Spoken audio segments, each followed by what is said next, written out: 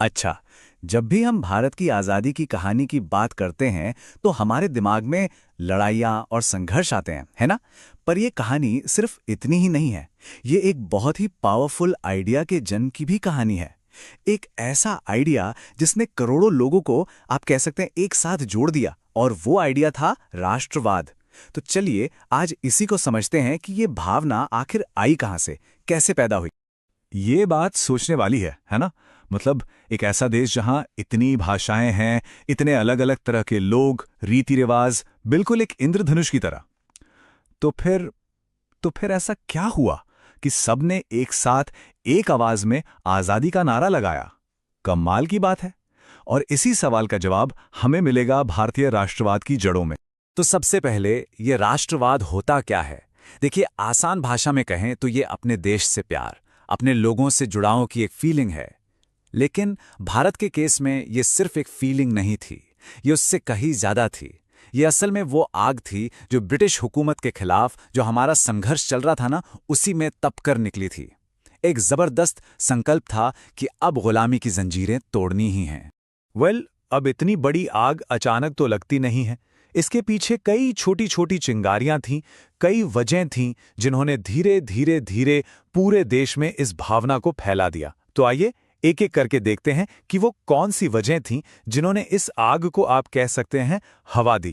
सबसे पहली और शायद सबसे बड़ी वजह अंग्रेजों का जुल्म और उनका अन्याय भरा शासन। जरा सोचकर देखिए, बंगाल का किसान हो, पंजाब का व्यापारी हो या फिर दक्षिण भारत का कोई कारीगर, जब हर किसी को एक ही तरह का भेदभाव, एक ही तरह का अन्याय झेलना पड़ रहा था, तो क्या हुआ? उनका दर्द एक हो गया। और यही जो शेयर्ड पेन था ना, वही एकता की पहली और सबसे मजबूत कड़ी बनी। दूसरी वजह थी इकोनॉमिक एक्सप्लॉयटेशन, मतलब पैसों का शोषण। अंग्रेजों ने भारत की दौलत को लिटरली निचोड़ लिया। वो देश जिसे सोने की चिड़िया कहा जाता था, उसकी हालत ऐसी कर दी गई थी कि मानो उसका खून चूसा जा रहा हो। किसानों पर इतने भारी भारी टैक्स लगा दिए गए, कारीगरों के काम धंधे बंद हो गए। तो जाहिर है, जब लोगों को इस तरह इकोनॉमिकली तोड़ा जाएगा तो उनके अंदर गुस्सा तो आएगा ही, बगावत की भावना तो पैदा होगी ही। और अब आता है कहानी में एक बड़ा ही इंटरेस्टिंग ट्विस्ट। देखिए, अंग्रेजों ने अपने फायदे के लिए भारत में मॉडर्न एजुकेशन और प्रेस की शुरुआत की। सोचा था कि इससे उन्हें शासन चलाने में आसानी होगी, लेकिन हुआ क्या? दांव उल्टा पड़ गया। इसी एजुकेशन से भारतीयों को पता चला कि अरे, दुनिया भर में तो लिबर्टी, डेमोक्रेसी, इक्वालिटी, मतलब आजादी, लोकतंत्र और बराबरी की बातें हो रही हैं, आंदोलन चल रहे हैं। और बस फिर क्या था? अंग्रेजों के ही हथियार से उन पर पलटवार करने की तैयारी शुरू हो गई। एक साइकोलॉजिकल बात है। जब कोई बाहरी ताकत आपको दबाने की कोशिश करती है, आपको कमजोर महसूस कराती है, तो इंसान क्या करता है? वो अपनी जड़ों की तरफ लौटता है, अपनी हिस्ट्री में ताकत ढूंढता है। और भारत में बिल्कुल यही हुआ। लोगों ने अपने शानदार अतीत को, अपनी संस्कृति को, अपने ज्ञान को फिर से खोजना और समझना शुरू किया। और इस प्राइड ने, इस गौरव ने टूटे हुए सेल्फ रिस्पेक्ट को वापस जोड़ा और एक कॉमन भारतीय आइडेंटिटी को, पहचान को और भी ज्यादा मजबूत बना दिया। तो ठीक है, माहौल बन चुका था, लोगों के दिलों में गुस्सा भी था और एक होने की भावना भी।